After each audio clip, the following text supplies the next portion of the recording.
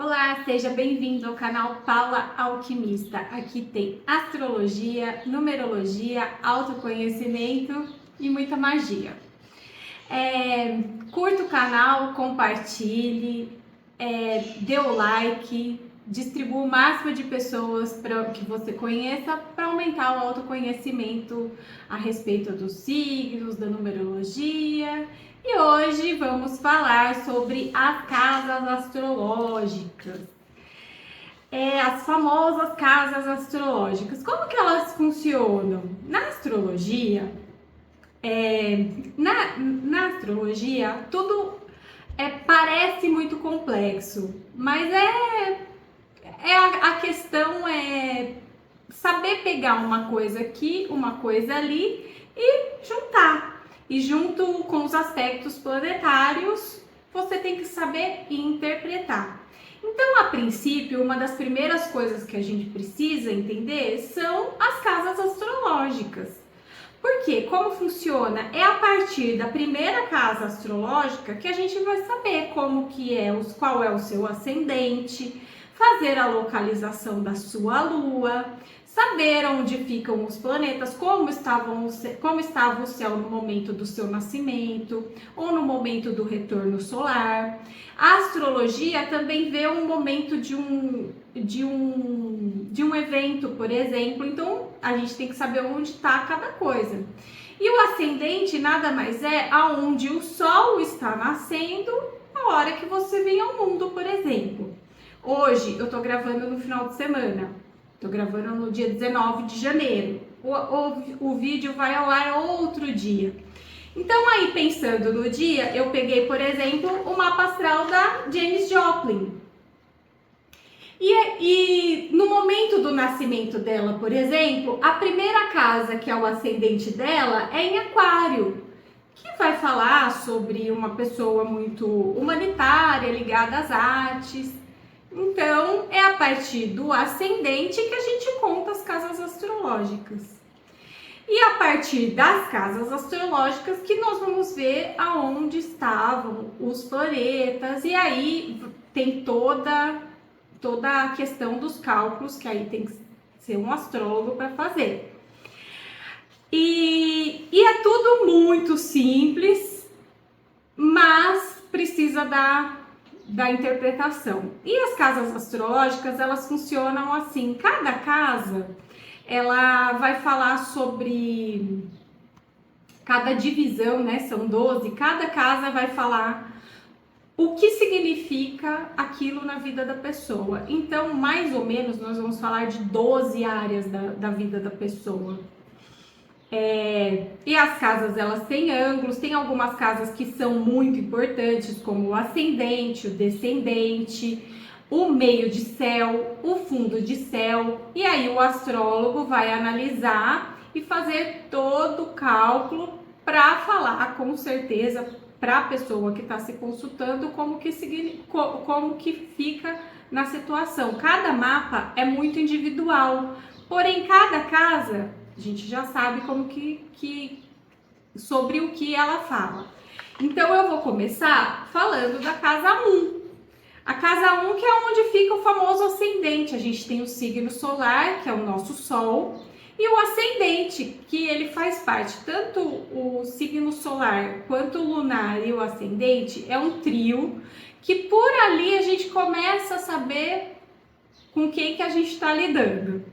Então, por exemplo, a casa 1, que é onde o sol nasce, ela vai falar sobre a identidade da pessoa, a forma que as pessoas veem, a autoimagem dela.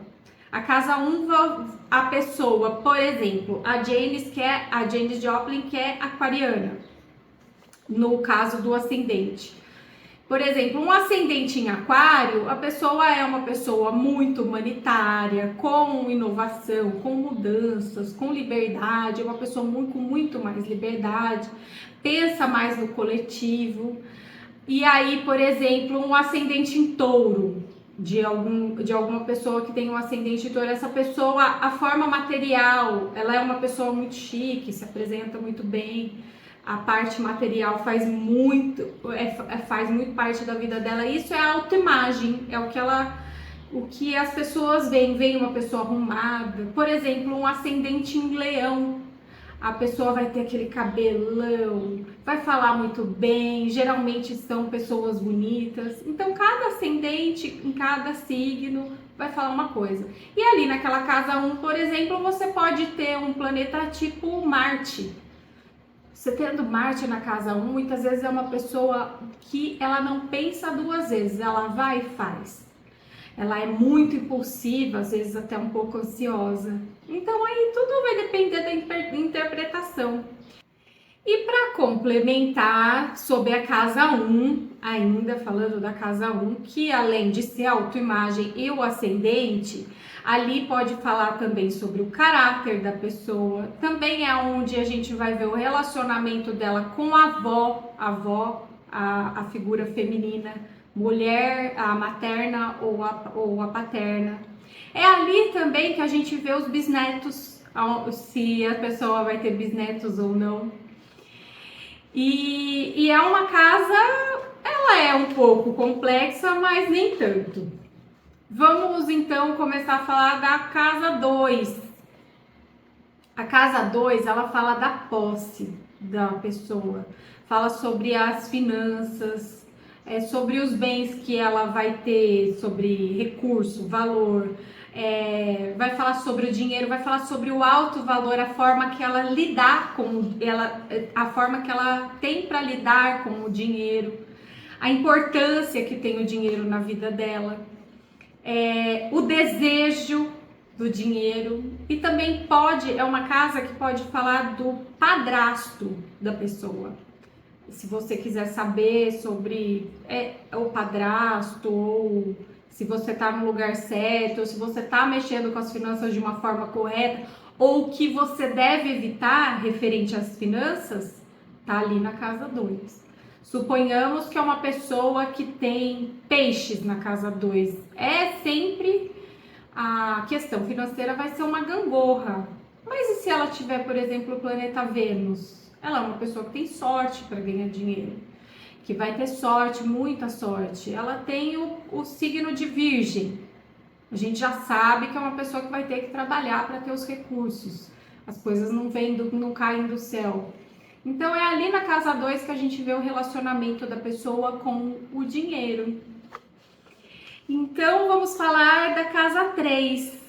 A casa 3, que é uma casa relativamente complexa também. Todas as casas são. Tem algumas que é mais fácil, que a gente já sabe do que se trata de uma questão mais comum.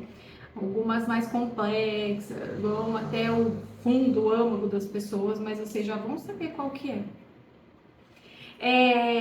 A casa 3, ela fala de comunicação e relacionamento com as pessoas próximas tipo vizinho, irmãos, primos. É na casa 3 que a gente sabe o raciocínio da pessoa, como funciona. É onde a gente sabe onde está o intelecto da pessoa. A casa 3 muitas vezes me mostra também aonde que a pessoa pode morar no mundo. Ela vai falar das pequenas viagens e de onde ela deve trocar informação, onde ela deve fazer o networking dela, aonde que ela vai se encontrar no mundo. A casa 3 falam muitas coisas sobre isso, principalmente do relacionamento com os irmãos. A casa 3, ela explica como que a pessoa se relaciona, se bem ou mal, se de uma forma ruim. Por exemplo, se você tem uma casa 3 em Gêmeos, que é o lugar certo dela, as casas também elas são comparadas aos signos. Então, se eu fosse comparar com algum signo, seria Gêmeos, que vai falar do intelecto, da inteligência da pessoa. Você tem Gêmeos na casa 3, você é um ótimo comunicador. Por exemplo, se eu não me engano, o Silvio Santos tinha casa 3 em Gêmeos. Então, a pessoa se comunica muito bem, qualquer coisa que ela vai explicar, ela explica muito bem e tem muito desembaraço nesse sentido. Aí, por exemplo, aí já tem uma casa 3 em Virgem. A pessoa é um pouco mais retraída, um pouco mais quieta, só fala o básico com os irmãos e com o vizinho, uma pessoa um pouco mais minimalista nesse sentido, não é de falar muito. Então, essa foi a casa 3, eu vou falar sobre a casa 4. A casa 4, ela vai falar do lar da infância e do final da vida. Ela vai falar da segurança básica, da vida familiar na infância, como foi com pai, mãe, irmãos. É na casa 4 que marca a personalidade. E é na casa 4 também que a gente vê como vai ser a condição do final de vida da pessoa. O que vai acontecer, como que vai ser, se ela vai estar bem, se ela vai estar mal, se ela vai viver muito tempo, se ela vai viver pouco tempo. A gente consegue ver tudo isso pela casa 4. A gente também consegue ver o relacionamento com nora e genro, por ali. E com os primos da parte de pai, por exemplo, é muita coisa.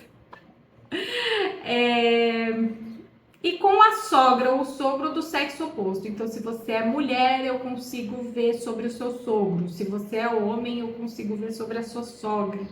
Tudo isso na casa 4. A casa 4 também fala da segurança básica, o que a pessoa precisa de base. Ela fala da ancestralidade da pessoa e da base emocional das pessoas. Então, é constante para mim aqui, quando eu faço os mapas, aparecerem alguns planetas meio que atrapalham um pouco, tipo Urano, Saturno ou Plutão, que a gente já olha nessa casa 4, a gente já sabe que tem ali algum desafio a ser superado com a família. Então, é uma coisa bem normal na casa 4. E agora vamos à casa 5. A casa 5 é uma casa que fala sobre muitas coisas. Fala de você, sobre o seu prazer, sobre o romance da pessoa como namorada. Vai falar sobre hobbies, sobre criatividade, sobre autoexpressão. Essa sim é uma casa bem complexa. Ela fala até a forma que você foi educado. Se você foi ou não bem educado, a forma que você aprendeu a escrever. Então, é uma das casas mais importantes quando fazemos o mapa astral. A gente já olha para saber qual é a parte criativa da pessoa, se ela se dá bem em jogos, por exemplo. Se você quiser saber se você se dá bem em jogos de azar ou qualquer tipo de jogo, loteria, é ali na casa 5 que tá. É o seu romantismo, a forma que você é como namorado ou namorada, as suas paixões, seus prazeres. É a casa que vai falar se você tem ou não um segundo irmão. É a casa também que fala dos filhos, o seu relacionamento com os filhos. Então, é uma casa extremamente complexa, extremamente. Ela fala também da vocação que você tem de dentro. Eu sempre, como astróloga, eu sempre olho casa 5, 6 e 10. E a 5 é uma das mais importantes, porque é ali que sai a vocação da pessoa. Muita gente não segue a vocação que está ali na casa 5 e acaba ou trabalhando por dinheiro ou por algum motivo prático, mas é na casa 5 que a gente sabe o dom que a pessoa tem, é ali que vai estar. Então, é uma das casas a mais complexa, a 5 e a 8. Acho que são as que mais têm direcionamentos e muitas coisas estão lá. E vamos então à casa 6. A casa 6 também uma importantíssima, porque ela vai falar da sua saúde, ela vai falar como você se comporta no cotidiano, quais o tipo de doença que você vai ter, quais são as disfunções e os erros de caminho que você pode sofrer. O relacionamento com os colegas do trabalho, e é na casa 6 que eu consigo saber sobre tios maternos, sobre a forma que eles tratam, a forma que você vai continuar tendo amizade com eles, isso. E vai falar também sobre a sua obrigação pessoal, se você gosta ou não de trabalhar, se você prefere um dia a dia comum como das outras pessoas, ou se você prefere, não gosta de dia a dia, não gosta do cotidiano normal, os seus hábitos, essas coisas, e vai falar também da sua saúde física. Então, a casa 6 é uma casa importante, principalmente se você quiser saber como fica a sua saúde durante a vida. Bom, essa é a primeira parte do vídeo. Tem a parte 2, não perca. Para não ficar muito comprido ou desgastante, nós vamos dividir em duas partes. Então, na próxima sexta-feira já sai o próximo vídeo sobre o restante das casas. Não deixe de compartilhar o canal, de curtir, de se inscrever no canal. Quanto mais gente se inscrever, mais conhecimento eu vou estar levando e mais dúvidas tirando. Se você ficou com alguma dúvida em relação a essas casas, escreva aqui, tire suas dúvidas que eu vou tirar todas para você. Até a próxima, então. Tchau, tchau.